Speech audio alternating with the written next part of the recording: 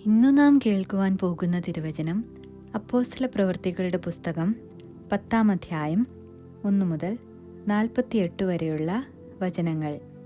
അപ്പോസ്തല പ്രവൃത്തികളുടെ പുസ്തകം 10-ാം അധ്യായം 1 മുതൽ 48 വരെയുള്ള വചനങ്ങൾ. കൈസരിയിൽ ഇത്താലിക എന്ന സൈന്യ വിഭാഗത്തിൽ കൊർന്നല്യോസ് എന്നു പേരുള്ള ഒരു ശതാധിപൻ ഉണ്ടായിരുന്നു. അവൻ ഭക്തനും തൻ്റെ സകല ഗൃഹത്തോടും കൂടെ ദൈവത്തെ ഭയപ്പെടുന്നവനുമായി ജനത്തിനു വളരെ ധർമ്മം കൊടുത്തും എപ്പോഴും ദൈവത്തോട് പ്രാർത്ഥിച്ചും പോന്നു. അവൻ പകൽ ഏകദേശം 9-ാം മണി നേരത്ത് ഒരു ദർശനത്തിൽ ഒരു ദൈവദൂതൻ തൻ്റെ അടുക്കൽ അകത്തു വരുന്നത് സ്പഷ്ടമായി കണ്ടു. കൊർന്നല്യോസേ എന്നു തന്നോട് പറയുന്നതും കേട്ടു. അവൻ അവനെ ഉറ്റുനോക്കി ഭയപരവശനായി, എന്താകുന്നു കർത്താവേ എന്നു ചോദിച്ചു. അവൻ അവനോട്, നിന്റെ പ്രാർത്ഥനയും ധർമ്മവും ദൈവത്തിൻ്റെ മുൻപിൽ എത്തിയിരിക്കുന്നു. ഇപ്പോൾ യോപ്പയിലേക്ക് ആളയച്ച് പത്രോസ് എന്നു മറുപേരുള്ള ശിമോനെ വരുത്തുക. അവൻ തോൽ പണിക്കാരനായ ശിമോൻ എന്നൊരുവനോടുകൂടെ പാർക്കുന്നു. അവൻ്റെ വീട് കടപ്പുറത്താകുന്നു എന്നു പറഞ്ഞു. അവനോട് സംസാരിച്ച ദൂതൻ പോയ ശേഷം അവൻ തൻ്റെ വേലക്കാരിൽ 2 പേരെയും തൻ്റെ അടുക്കൽ അകമ്പടി നിൽക്കുന്നവരിൽ ദൈവഭക്തനായൊരു പടയാളിയെയും വിളിച്ചു സകലവും വിവരിച്ചു പറഞ്ഞു യോപ്പയിലേക്ക് അയച്ചു. പിറ്റേ ദിവസം അവർ യാത്ര ചെയ്ത് പട്ടണത്തോട് സമീപിക്കുമ്പോൾ പത്രോസ് 6-ാം മണി നേരത്തു പ്രാർത്ഥിപ്പാൻ മട്ടുപ്പാവിൽ കയറി. അവൻ വളരെ വിശന്നിട്ട് ഭക്ഷിപ്പാൻ ആഗ്രഹിച്ചു. അവർ ഒരുക്കുമ്പോഴേക്ക് അവന് ഒരു വിവശത വന്നു. ആകാശം തുറന്നിരിക്കുന്നതും വലിയൊരു തുപ്പട്ടി പോലെ 4 കോണും കെട്ടിയിട്ട് ഭൂമിയിലേക്ക് ഇറക്കിവിട്ടൊരു പാത്രം വരുന്നതും അവൻ കണ്ടു. അതിൽ ഭൂമിയിലെ സകലവിധ നാൽക്കാലിയും ഇഴജാതിയും ആകാശത്തിലെ പറവയും ഉണ്ടായിരുന്നു. പത്രോസേ, എഴുന്നേറ്റ് അറുത്തു തിന്നുക എന്ന് ഒരു ശബ്ദമുണ്ടായി. അതിന് പത്രോസ്, ഒരിക്കലും പാടില്ല കർത്താവേ, മലിനമോ അശുദ്ധമോ ആയതൊന്നും ഞാൻ ഒരു നാളും ഭക്ഷിച്ചിട്ടില്ലല്ലോ.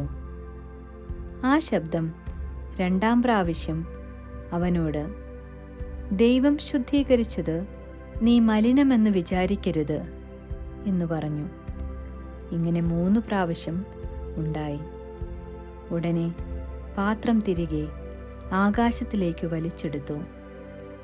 ഈ കണ്ട ദർശനം എന്തായിരിക്കുമെന്ന് പത്രോസ് ഉള്ളിൽ ചഞ്ചലിച്ചു കൊണ്ടിരിക്കുമ്പോൾ കൊർന്നല്യോസ് അയച്ച പുരുഷന്മാർ ശിമോന്റെ വീട് ചോദിച്ചുകൊണ്ട് പടിവാതിൽക്കൽ നിന്ന്, പത്രോസ് എന്നു മറുപേരുള്ള ശിമോൻ ഇവിടെ പാർക്കുന്നുണ്ടോ എന്നു വിളിച്ചു ചോദിച്ചു. പത്രോസ് ദർശനത്തെക്കുറിച്ച് ചിന്തിച്ചു കൊണ്ടിരിക്കുമ്പോൾ ആത്മാവ് അവനോട്, 3 പുരുഷന്മാർ നിന്നെ അന്വേഷിക്കുന്നു. നീ എഴുന്നേറ്റ് ഇറങ്ങിച്ചെല്ലുക. ഞാൻ അവരെ അയച്ചതാകയാൽ ഒന്നും സംശയിക്കാതെ അവരോടുകൂടെ പോക എന്ന് പറഞ്ഞു. പത്രോസ് ആ പുരുഷന്മാരുടെ അടുക്കൽ ഇറങ്ങിച്ചെന്ന്, നിങ്ങൾ അന്വേഷിക്കുന്നവൻ ഞാൻ തന്നെ. നിങ്ങൾ വന്ന സംഗതി എന്ത് എന്ന് ചോദിച്ചു. അതിനവർ, നീതിമാനും ദൈവഭക്തനും യഹൂദന്മാരുടെ സകല ജാതിയാലും നല്ല സാക്ഷ്യം കൊണ്ടവനും ആയ കൊർന്നല്യോസ് എന്ന ശതാധിപനോ നിന്നെ വീട്ടിൽ വരുത്തി നിന്റെ പ്രസംഗം കേൾക്കണമെന്ന് ഒരു വിശുദ്ധ ദൂതനാൽ അരുളപ്പാടുണ്ടായിരിക്കുന്നു എന്ന് പറഞ്ഞു. അവൻ അവരെ അകത്തു വിളിച്ചു പാർപ്പിച്ചു. പിറ്റെന്നാൾ എഴുന്നേറ്റ് അവരോടുകൂടെ പുറപ്പെട്ടു. യോപ്പയിലെ സഹോദരന്മാർ ചിലരും അവനോടുകൂടെ പോയി. പിറ്റേ ദിവസം കൈസര്യയിലെത്തി. അവിടെ കൊർന്നല്യോസ് ചാർച്ചക്കാരെയും അടുത്ത സ്നേഹിതന്മാരെയും കൂട്ടിവരുത്തി അവർക്കായി കാത്തിരുന്നു. പത്രോസ് അകത്തു കയറിയപ്പോൾ കൊർന്നല്യോസ് എതിരേറ്റ് അവൻ്റെ കാൽക്കൽ വീണു നമസ്കരിച്ചു. പത്രോസോ, എഴുന്നേൽക്ക, ഞാനും ഒരു മനുഷ്യനത്രേ എന്നു പറഞ്ഞ് അവനെ എഴുന്നേൽപ്പിച്ചു. അവനോട് സംഭാഷിച്ചും കൊണ്ട് അകത്തു ചെന്ന് അനേകർ വന്നു കൂടിയിരിക്കുന്നത് കണ്ട് അവനോട് അന്യജാതിക്കാരൻ്റെ അടുക്കൽ ചെല്ലുന്നതും അവനുമായി അടുത്തു പെരുമാറുന്നതും യഹൂദന് നിഷിദ്ധമെന്ന് നിങ്ങൾ അറിയുന്നുവല്ലോ. എങ്കിലും ഒരു മനുഷ്യനെയും മലിനനോ അശുദ്ധനോ എന്നു പറയരുതെന്ന് ദൈവം എനിക്ക് കാണിച്ചു തന്നിരിക്കുന്നു. അതുകൊണ്ടാകുന്നു നിങ്ങൾ ആളയച്ചപ്പോൾ ഞാൻ എതിർ പറയാതെ വന്നത്.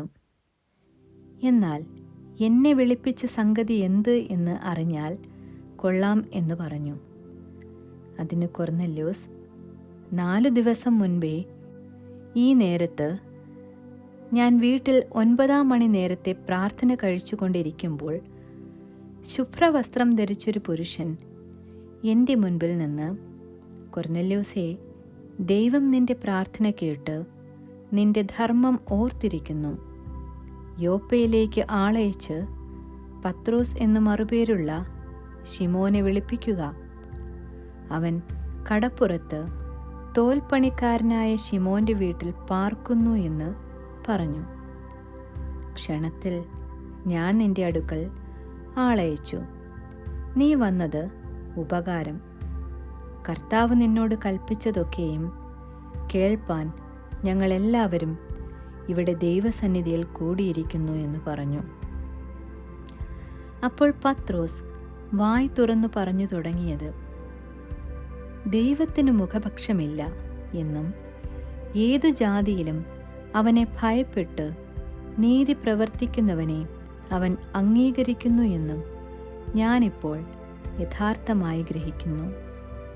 അവൻ എല്ലാവരുടെയും കർത്താവായ യേശുക്രിസ്തു മൂലം സമാധാനം സുവിശേഷിച്ചുകൊണ്ട് ഇസ്രായേൽ മക്കൾക്ക് അയച്ച വചനം യോഹന്നാൻ പ്രസംഗിച്ച സ്നാനത്തിൻ്റെ ശേഷം ഗലീലയിൽ തുടങ്ങി യഹൂദിയയിലൊക്കെയും ഉണ്ടായ വർത്തമാനം, നസ്രയനായ യേശുവിനെ ദൈവം പരിശുദ്ധാത്മാവിനാലും ശക്തിയാലും അഭിഷേകം ചെയ്തതും ദൈവം അവനോടുകൂടെ ഇരുന്നതുകൊണ്ട് അവൻ നന്മ ചെയ്തും പിശാചു ബാധിച്ചവരെ ഒക്കെയും സൗഖ്യമാക്കിക്കൊണ്ട് സഞ്ചരിച്ചതുമായ വിവരം തന്നെ നിങ്ങൾ അറിയുന്നുവല്ലോ.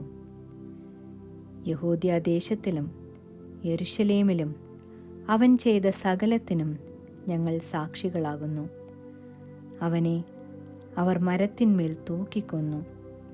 ദൈവം അവനെ 3-ാം നാൾ ഉയർത്തെഴുന്നേൽപ്പിച്ച് സകല ജനത്തിനുമല്ല, ദൈവം മുൻപ് കൂട്ടി നിയമിച്ച സാക്ഷികളായി അവൻ മരിച്ചവരിൽ നിന്ന് ഉയർത്തെഴുന്നേറ്റ ശേഷം അവനോടുകൂടെ തിന്നുകുടിച്ചവരായ ഞങ്ങൾക്കു തന്നെ പ്രത്യക്ഷനാക്കി തന്നു. ജീവിച്ചിരിക്കുന്നവർക്കും മരിച്ചവർക്കും ന്യായാധിപതിയായി ദൈവത്താൽ നിയമിക്കപ്പെട്ടവൻ അവൻ തന്നെയെന്നു ജനത്തോട് പ്രസംഗിച്ചു സാക്ഷീകരിപ്പാൻ അവൻ ഞങ്ങളോട് കൽപ്പിച്ചു. അവനിൽ വിശ്വസിക്കുന്ന ഏവനും അവൻ്റെ നാമം മൂലം പാപമോചനം ലഭിക്കുമെന്ന് സകല പ്രവാചകന്മാരും സാക്ഷ്യം പറയുന്നു. ഈ വാക്കുകളെ പത്രോസ് പ്രസ്താവിക്കുമ്പോൾ തന്നെ വചനം കേട്ട എല്ലാവരുടെ മേലും പരിശുദ്ധാത്മാവ് വന്നു. അവർ അന്യഭാഷകളിൽ സംസാരിക്കുന്നതും ദൈവത്തെ മഹത്വീകരിക്കുന്നതും കേൾക്കയാൽ പത്രോസിനോട് കൂടെ വന്ന പരിച്ഛേദനക്കാരായ വിശ്വാസികൾ പരിശുദ്ധാത്മാവ് എന്ന ദാനം ജാതികളുടെ മേലും പകർന്നതു കണ്ട് വിസ്മയിച്ചു. നമ്മെപ്പോലെ പരിശുദ്ധാത്മാവ് ലഭിച്ച ഇവരെ സ്നാനം കഴിപ്പിച്ചു കൂടാതെ വണ്ണം വെള്ളം വിലക്കുവാൻ ആർക്കു കഴിയും എന്ന് പറഞ്ഞു. പത്രോസ് അവരെ യേശുക്രിസ്തുവിൻ്റെ നാമത്തിൽ സ്നാനം കഴിപ്പിക്കുവാൻ കൽപ്പിച്ചു. അവൻ ചില ദിവസം അവിടെ താമസിക്കണമെന്ന് അവർ അപേക്ഷിച്ചു. ആമേൻ.